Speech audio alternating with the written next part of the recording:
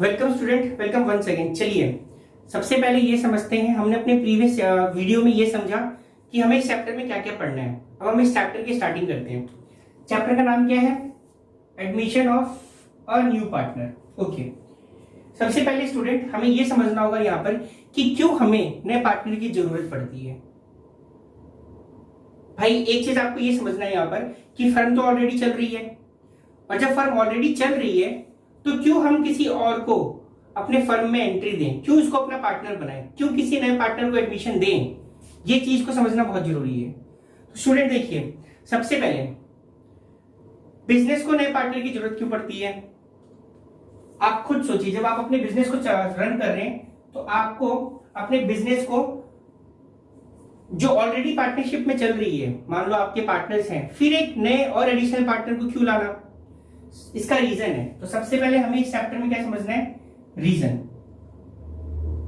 में हमको यह समझना है कि क्यों हमें नए पार्टनर की जरूरत पड़ती है।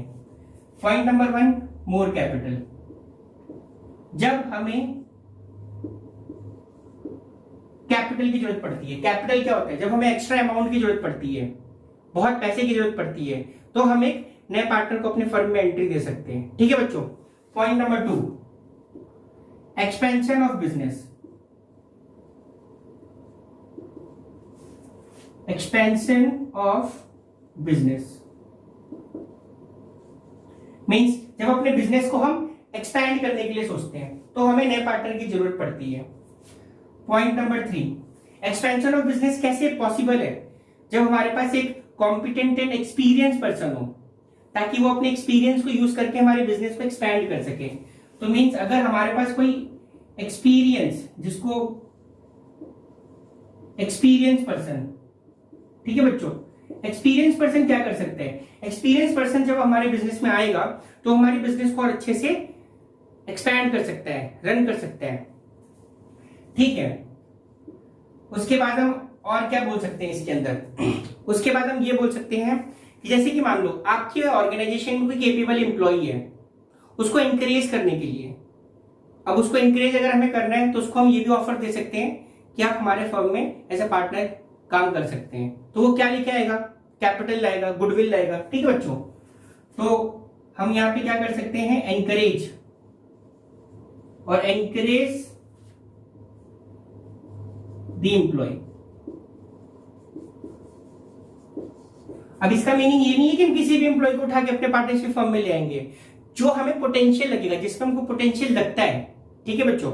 अब एक चीज आप समझना, ये कुछ रीजंस हैं जिसकी वजह से हमें नए पार्टनर की अपने फर्म में जरूरत पड़ती है। ओके नाउ, अब यहां पर हमको एक चीज ये समझनी है कि जब भी कोई नया पार्टनर बिजनेस में आएगा तो उससे क्या होता है? जब भी कोई नया पार्टनर बिजनेस में आया तो बच्चों उससे ये होगा कि जितने भी हमारे पुराने एग्रीमेंट है, पुराने एग्रीमेंट मतलब जो हमारी पुरानी पार्टनरशिप डीड होगी, वो क्या हो जाएगी? खत्म हो जाएगी। और वो खत्म हो जाएगी और उससे क्या होगा? उससे जो होगा, हमारा पार्टनरशिप फर्म रिकंस्टिट्यूट होगा। मैंने क्या बोला? उसकी वजह से हमारा पार्टनरशिप फर्म क्या होगा बच्चों? रिकंस्टिट्यूट होगा। ओके बच्चे, उससे क्या इफेक्ट आएगा? Reconstitution of a partnership firm.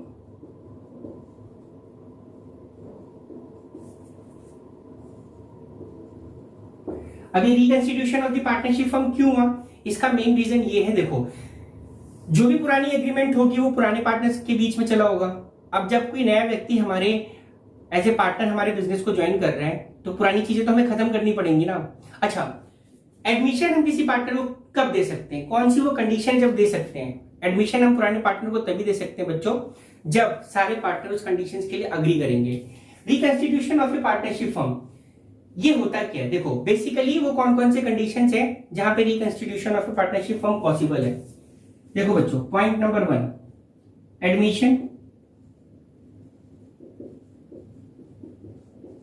Admission क्या होता है? आपको मालूम चल गया, नए पार्टनर को अपने पार्टनरशिप फर्म में लाना। एडमिशन में मतलब बेसिकली हम ये बोल सकते हैं कि न्यू पार्टनर एंट्री लेते हैं। तो यहां पे मैं लिख देता हूं new partner entry. Okay student, admission, उसके बाद change in profit sharing ratio,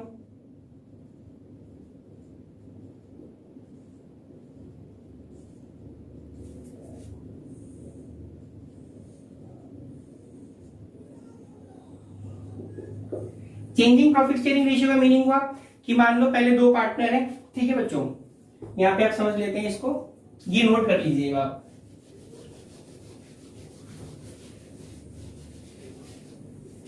point number 2 को समझते हैं। मान लो आपके दो पार्टनर हैं, एग्जांपल ए और बी। पहले ये 2:3 के रेशियो में अपने प्रॉफिट को बांटते थे, पीएसआर, ठीक है बच्चों। अब इन्होंने आपस में क्या डिसाइड किया, बी बोलते हैं कि नहीं मैं ज्यादा काम करता हूं, मतलब कोई भी XYZ रीजन है जिसकी वजह से दोनों आपस में डिसाइड करके क्या बोलते हैं कि चलो फ्यूचर में हम अपने प्रॉफिट शेयरिंग रेशियो को इक्वली रखेंगे, ठीक है। तो इससे क्या हुआ, इससे ये हुआ कि इनका फ्यूचर में प्रॉफिट शेयरिंग रेशियो चेंज हो गया। जब इनका फ्यूचर में प्रॉफिट शेयरिंग रेशियो चेंज हुआ तो पार्टनरशिप फॉर्म रिकंस्टिट्यूट होगी, मींस जितने भी पुराने एग्रीमेंट होंगे वो खत्म हो जाएंगे। पॉइंट नंबर 3 हमारा क्या हो सकता है, रिटायरमेंट। अब रिटायरमेंट का क्या मतलब हुआ, रिटायरमेंट का बच्चों ये मीनिंग होता है कि पार्टनरशिप फर्म से कोई भी पार्टनर कभी भी रिटायरमेंट ले सकता है, कभी भी रिटायरमेंट ले सकता है, लेकिन उसको एक नोटिस पहले बता देना होता है, ठीक है बच्चों। तो ये रिटायरमेंट हो गया। तो इसमें भी जितनी भी पुरानी चीजें होंगी वो खत्म हो जाएगी। क्यों खत्म होंगी, देखो जैसे कि मान लो आप A, B एंड C, यहां से B क्या हो जा रहा है, रिटायरमेंट ले रहा है। अब तुम्हारे पास कौन से पार्टनर बचे, A और C बचे, तो जितने भी पार्टनरशिप डीड बनेगी वो A और C के बीच में बनेगी, ठीक है। और पॉइंट नंबर 4 आप क्या बोल सकते हो, डेथ। डेथ तो एक ऐसी चीज है जो कभी भी हो सकती है, जो किसी को भी नहीं पता होता है कि डेथ कब होगा करके, ठीक है बच्चों। तो डेथ के भी कंडीशन में हमारे पार्टनरशिप फर्म क्या हो जाती है, रिकंस्टिट्यूट हो जाती है। तो ये चीज आपको ध्यान में रखना है कि रिकंस्टिट्यूशन ऑफ पार्टनरशिप फर्म कौन से कंडीशंस में होंगी, ठीक है। अब इसके अगले वीडियो में हम देखेंगे कि जब भी कोई नया पार्टनर पार्टनरशिप फर्म में आता है तो किस तरीके से आएगा, ठीक है बच्चों। तो ये आपका आज का क्लास है।